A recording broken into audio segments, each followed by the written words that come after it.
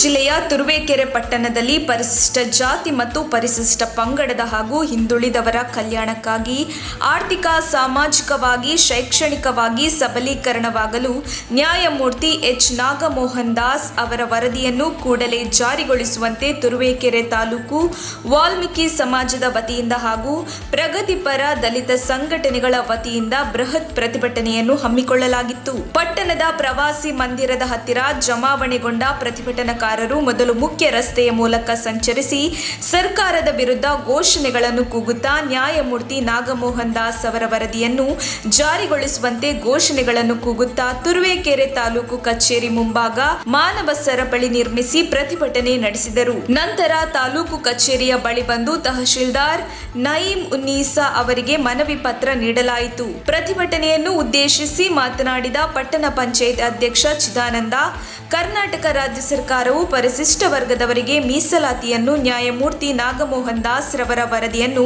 ಕೈಗೆತ್ತಿಕೊಂಡು ಸಂವಿಧಾನಬದ್ಧವಾಗಿ ನೀಡಬೇಕಾಗಿರುವ ಪರಿಶಿಷ್ಟ ಪಂಗಡಕ್ಕೆ 7.5 ಮತ್ತು ಪರಿಶಿಷ್ಟ ಜಾತಿಗೆ 17 ಮೀಸಲಾತಿಯನ್ನು ನಿಗದಿಪಡಿಸಬೇಕು. ಇಲ್ಲದಿದ್ದರೆ ಮುಂದಿನ ದಿನಗಳಲ್ಲಿ ಉಗ್ರ ಪ್ರತಿಭಟನೆಗಳನ್ನು ಮಾಡಬೇಕಾಗುತ್ತದೆ ಎಂದು ಎಚ್ಚರಿಕೆ ನೀಡಿದರು. ಮನವಿ ಸ್ವೀಕರಿಸಿದ ತಹಶೀಲ್ದಾರ್ ನಯೀಂ ಉನ್ನೀಸಾ ತಮ್ಮ ಮನವಿಯನ್ನು ಜಿಲ್ಲಾಧಿಕಾರಿಗಳ ಮುಖಾಂತರ ಸರ್ಕಾರಕ್ಕೆ ಕಳುಹಿಸಿಕೊಟ್ಟು ಶೇಕಡಾವಾರು ಮೀಸಲಾತಿಯನ್ನು ದೊರಕಿಸುವ ನಿಟ್ಟಿನಲ್ಲಿ ನಾವು ಕಾರ್ಯನಿರ್ವಹಿಸುತ್ತೇವೆ ಎಂದು ಹೇಳಿದರು. ಈ ಪ್ರತಿಭಟನೆಯಲ್ಲಿ ಕೆಎಚ್ ಆನಂದರಾಜು, ವಾಲ್ಮೀಕಿ ಸಮುದಾಯದ ತಾಲೂಕು ಅಧ್ಯಕ್ಷರಾದ ವಸಂತ್ ಕುಮಾರ್, ಶಿವಣ್ಣ, ಕೆಎಚ್ ಆನಂದರಾಜು, ಸೋಮಶೇಖರ್, ಕಲ್ಪನಾ, ಶಂಕರಯ್ಯ, ಕರಿಯಪ್ಪ, ಕುಮಾರ್, ಹುಲ್ಲೇಕೆರೆ ಜಗದೀಶ್ ಮತ್ತಿತರರು ಪಾಲ್ಗೊಂಡಿದ್ದರು. ವರದಿ ಸುರೇಶ್ ಬಾಬು, ಎಂ. ತುರುವೇಕೆರೆ. 50 ಲಕ್ಷಕ್ಕಿಂತಲೂ ಹೆಚ್ಚು ಜನಸಂಖ್ಯೆ ಇದೆ, ಆದರೆ ಅದಕ್ಕನುಗುಣವಾಗಿ ಮೀಸಲಾತಿಯ ಪ್ರಮಾಣ ಇರುವುದಿಲ್ಲ. ಈಗ ಮೀಸಲಾತಿಯ ಪ್ರಮಾಣ ನಮಗೆ ಪರಿಶಿಷ್ಟ ಜಾತಿಗೆ 17% ಆಗಬೇಕು, ಪರಿಶಿಷ್ಟ ಪಂಗಡದವರಿಗೆ 7.5 ಮೀಸಲಾತಿ ಆಗಬೇಕು. ಸಾಮಾಜಿಕವಾಗಿ, ಆರ್ಥಿಕವಾಗಿ, ರಾಜಕೀಯವಾಗಿ ನಾವು ಹಿಂದೆ ಉಳಿದಿದ್ದೇವೆ. ಈಗಾಗಲೇ ನೀವು ನಮ್ಮ ಕಡೆಗಿಂತ ದಕ್ಷಿಣ ಕರ್ನಾಟಕಕ್ಕಿಂತ ಉತ್ತರ ಕರ್ನಾಟಕ ಹೋಗಿ ನೋಡುವಾಗ ನಮ್ಮ ಪರಿಶಿಷ್ಟ ಜಾತಿ, ಪರಿಶಿಷ್ಟ ಪಂಗಡದವರ ಸ್ಥಿತಿ ತುಂಬಾ ಹೀನಾಯ ಸ್ಥಿತಿಯಲ್ಲಿದೆ. ಅವರಿಗೆ ಸರಿಯಾದ ಕುಡಿಯಲಿಕ್ಕೆ ನೀರಿನ ಸೌಲಭ್ಯ ಇಲ್ಲ ಅಂತ ಹಳ್ಳಿಗಳು ಇವತ್ತಿಗೂ ಎಷ್ಟಾಗಿದೆ.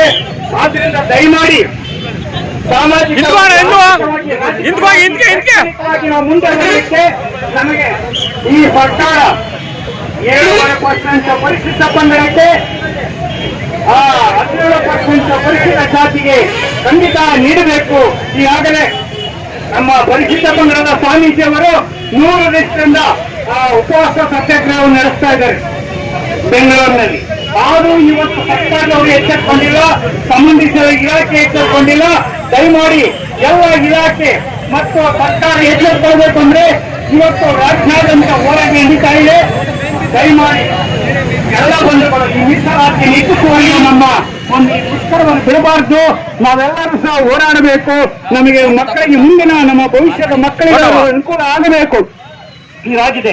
ಇಲ್ಲದೆ ಹೋದ್ರೆ ನಾವು ಇನ್ನೂ ಎಷ್ಟೋ ವರ್ಷಗಳು ಕಳೆದ್ರೂ ಸಹ ಶೈಕ್ಷಣಿಕವಾಗಿ, ರಾಜಕೀಯವಾಗಿ, ಸಾಮಾಜಿಕವಾಗಿ, ಆರ್ಥಿಕವಾಗಿ ಹಿಂದುಳಿಬೇಕಾಗ್ತದೆ. ದಯಮಾಡಿ ಎಲ್ಲರೂ ಇವತ್ತು ಸಹಕರಿಸಿದ್ದೀರಾ.